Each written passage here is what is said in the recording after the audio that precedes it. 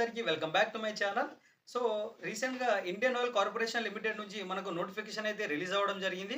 So, మనం ఏం తెలుసుకోబోతున్నాం అంటే ఆ నోటిఫికేషన్‌కి సంబంధించిన ఫుల్ డీటెయిల్స్ అయితే నేను మీకు ఈ వీడియోలో చెప్తాను స్టెప్ బై స్టెప్.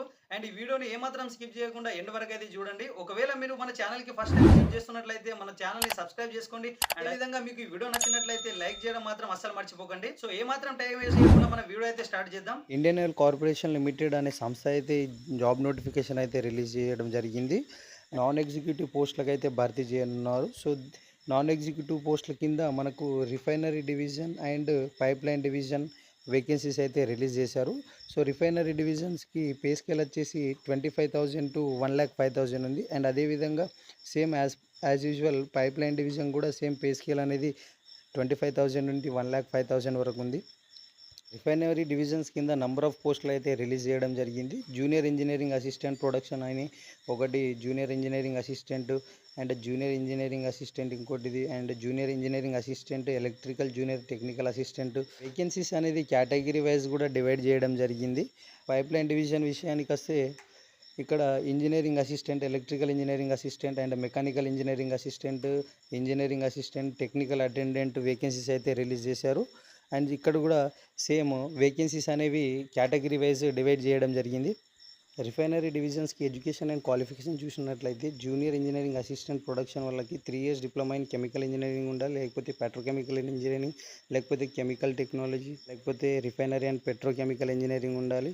అండ్ అదేవిధంగా 50% మార్క్స్ అయితే ఉండాలి మనకు గ్రాడ్యుయేషన్లో. మన డిగ్రీలో 50% మార్క్స్ అనేది మ్యాండేటరీ అయితేనే మనం అప్లై చేసుకోగలం. అండ్ అదేవిధంగా జూనియర్ ఇంజనీరింగ్ అసిస్టెంట్లకు కూడా 3 years diploma in mechanical engineering, లేకపోతే ఎలక్ట్రికల్ ఇంజనీరింగ్, అదేవిధంగా ఎలక్ట్రానిక్స్ ఇంజనీరింగ్. అండ్ అదేవిధంగా జూనియర్ ఇంజనీరింగ్ అసిస్టెంట్ విషయానికి వస్తే 3 years diploma in electrical engineering, electronics engineering from recognised university with minimum 50% marks అయితే ఉండాలి, అయితేనే మనం అప్లై చేసుకోవచ్చు. ఇన్ కేస్ మీరు ఎస్సీ ఎస్టీ అయితే 45% మార్క్స్ ఉంటే సరిపోతుంది. అండ్ అదేవిధంగా మెకానికల్ జూనియర్ టెక్నికల్ అటెండెంట్ కూడా 3 years diploma in mechanical engineering అనేది ఉండాలి. పైప్ లైన్ డివిజన్స్కి క్వాలిఫికేషన్ చూసినట్టయితే ఇంజనీరింగ్ అసిస్టెంట్ ఎలక్ట్రికల్ గ్రేడ్ 4 పోస్ట్కి 3 years ఫుల్ డిప్లొమా అయితే చేసి ఉండాలి ఎలక్ట్రికల్ ఇంజనీరింగ్లో, లేకపోతే ఎలక్ట్రికల్ అండ్ ఎలక్ట్రానిక్స్ ఇంజనీరింగ్లో మినిమం 50% అయితే మార్క్స్ ఉండాలి మనకు. అదేవిధంగా ఎస్సీ ఎస్టీ వాళ్ళకు అయితే 45% మార్క్స్ ఉంటే సరిపోతుంది. అదేవిధంగా ఇంజనీరింగ్ అసిస్టెంట్కి కూడా మెకానికల్ ఇంజనీరింగ్ ఉండాలి, లేకపోతే ఆటోమొబైల్ ఇంజనీరింగ్ ఉంటే సరిపోతుంది. టెక్నికల్ అటెండెంట్ గ్రేడ్ 1 విషయానికి వస్తే మనకి ఇక్కడ 10th ప్లస్ ఐటీఐ అడగడం జరుగుతుంది. ఏదన్నా ట్రేడ్లో మనకు సర్టిఫికేట్ ఉంటే సరిపోతుంది. రిఫైనరీ డివిజన్స్కి అయితే జాబ్ ఎక్స్పీరియన్స్ అడగడం జరుగుతుంది. జూనియర్ ఇంజనీరింగ్ అసిస్టెంట్ ప్రొడక్షన్కి మినిమం 1 year జాబ్ ఎక్స్పీరియన్స్ అయితే ఉండాలి. సో అన్ని పోస్టులకి మినిమం 1 year అయితే పక్కా జాబ్ ఎక్స్పీరియన్స్ అనేది ఉండాలి మనకు. ఏజ్ లిమిట్ విషయానికి వచ్చేసరికి మనకు మినిమం 18 to 26 years అయితే ఉండాలి. అదేవిధంగా ఎస్సీ మరియు ఎస్టీ వాళ్ళకైతే 10 years ఏజ్ రిలాక్సేషన్ అయితే ఇవ్వడం జరిగింది. సో ఈ జాబ్కి సెలక్షన్ ప్రాసెస్ విషయానికి వచ్చేసరికి మనకైతే ఒక ఎగ్జామ్ కండక్ట్ చేయడం జరుగుతుంది. సో ఆ ఎగ్జామ్లో మనకు టోటల్ 100 questions అయితే ఇవ్వడం జరుగుతుంది. సో ఎగ్జామ్ డ్యూరేషన్ వచ్చేసి 120 minutes. సో ఈ ఎగ్జామ్కి ఎలాంటి మైనస్ మార్క్స్ అయితే నెగిటివ్ మార్క్స్ అయితే ఉండవు. సబ్జెక్ట్ నాలెడ్జ్ నుంచి 75 marks ఇవ్వడం జరుగుతుంది. అండ్ న్యూమెరికల్ అబిలిటీ నుంచి 15 marks ఇవ్వడం జరుగుతుంది. అండ్ జనరల్ అవేర్నెస్ నుంచి 10 marks ఇవ్వడం జరుగుతుంది.